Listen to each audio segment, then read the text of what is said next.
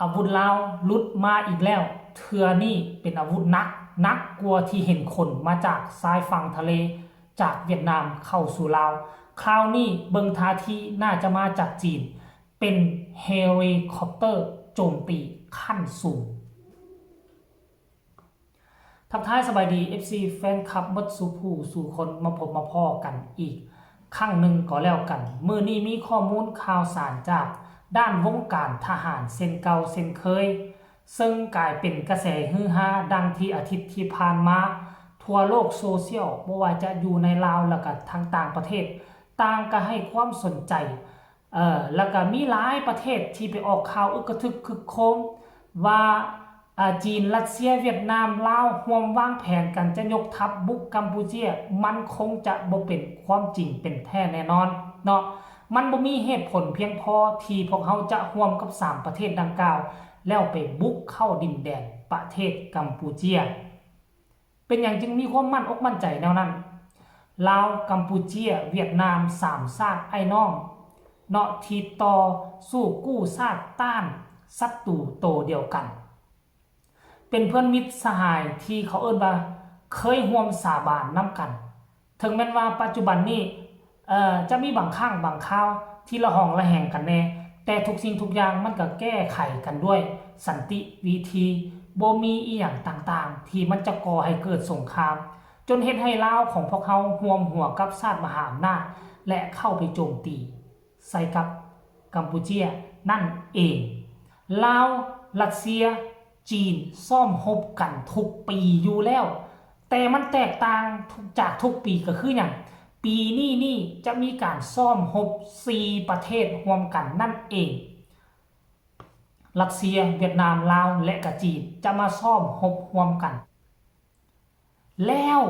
สั่งซื้อมาจากรัสเซียทุกคนก็น่าจะเห็นแล้วหลายคลิปที่เห็นรถแก๊กันมาเป็นร้อยคันน่ะตามที่เขาสังเกตเบิ่งก็มันก็สิมีระบบป้องกันระบบป้องกันภัยทางอากาศระยะกลางบ่ระบบป้องกันภัยทางอากาศระยะสั้น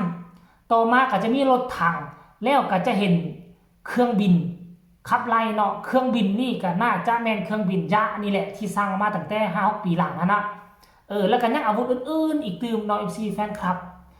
แต่ว่าเห็นรุดมาอีกประมาณ 3-4 มื้อนี่ท่านผู้ชมเป็นรถ22ล้อ22หรือ24ล้อนี่แหละที่แกอุปกรณ์ชนิดหนึ่งซึ่งผู้ขับรถได้ถ่ายเป็นวิดีโอสั้นไปลงทั้งช่องต่ออยากให้ทุกคนไปเบิ่งซะก่อนว่าอาวุธชนิดนี้มันเป็นอาวุธชนิดใดมาจากประเทศใดให้ไปเบิ่งคลิปนี้แล้วจึงมาพ้อกันในช่วงต่อไป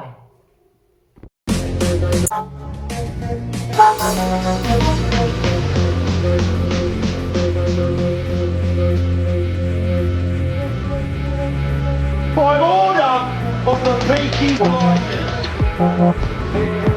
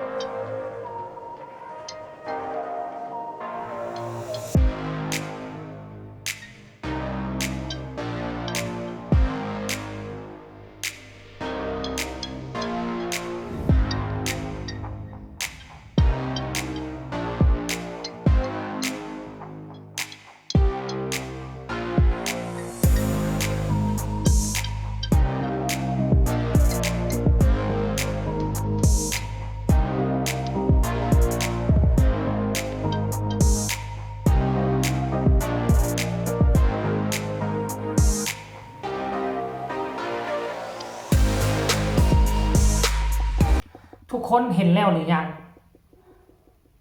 นี่มันเป็นเครื่องบินฮบว่าเครื่องบินฮบก็แล้วกันมันเป็นเฮลิคอปเตอร์หรือว่าภาษาบ้านๆเฮาสมัยตะกี้ว่าอะลีคอปเตอร์เนาะภาษาฝรั่งอะลีคอปเตอร์ภาษาอังกฤษว่าเฮลิคอปเตอร์ นี่มันตามที่สังเกตเบิ่งแล้วมันจะบ่คล้ายคือกับมิก17มันคือบ่แม่นมิก21มันบ่แม่นมิก8เพราะว่าหยังเพราะทางด้านหน้าหัวมันตัวนี้นะบนใกล้กับแก้วด้านหน้านี่นะบนหัวมันนี่มันจะนูนๆออกมามันคล้ายคือกันกับเฮลิคอปเตอร์โจมตีและตามที่เบิงคนนี้ถ่ายคลิปน่าจะมาจากประเทศจีนหรือบอ FC แฟนคลับมีได้2ประเทศนี่แหละคันบ่แม่นจีนก็มาจากรัสเซียแต่ว่าค่อยเทน้ำหนักไปน่าจะมาจากประเทศจีนหรือบอมีบางช่วงบางตอน FC แฟนคลับก็เห็นโซเฟอร์รถดีไทยคือเห็นมีภาษาจีนคือเห็นอยู่จากเมืองจีนนี่แหละถึงจะมาจากจีนหรือประเทศรัสเซียมันก็บ่สำคัญอยู่ที่ว่ามันคืออาวุธหนักอาวุธยุทโธปกรณ์เนาะที่เอามาใช้ทางการทหารให้กองทัพประชาชนลาวให้มันดังไกลเกรียงไกลให้กับประเทศเพื่อนบ้านคนลุกคนพองขึ้นหลายเติบ40 ปีที่ผ่านมาบ่เคยเห็นกองทัพลาวของพวกเขาที่ลงทุนสร้างอาวุธมาหลายขนาดนี้แล้วเป็นอย่างจึงเป็นช่วงนี้เดี๋ยวค่อยจะเล่าสู่ฟังกันแล้วกันช่วงปลดปล่อยใหม่ๆอาวุธยุทโธปกรณ์ที่ลงเรือมาจากสงครามสมัยนั้นมันยังเป็นอาวุธยุทโธปกรณ์ว่าอาวุธยุทโธปกรณ์ใหม่อยู่ในช่วงยุค40 ปีหลังได้เนาะยังว่าใหม่อยู่เพราะฉะนั้นบ่จำเป็นต้องได้สร้างอาวุธยุทโธปกรณ์มาใหม่เนาะบ่ว่าจะเป็น T34 รถถังอันนั้นเนาะ T34 ระบบสเตลล่าอันพวกที่ป้องกันภัยอากาศมิก21ลักษณะแบบนี้40 ปีหลังมันยังใช้งานได้อยู่มันยังขับไปโจมตีได้อยู่และก็สามารถไปต่อก่อนกับประเทศเพื่อนบ้านได้แต่40 ปีงับเข้ามาปัจจุบันนี่นะอาวุธยุทโธปกรณ์ดังกล่าวนะมันล่าหลังล่าสมัย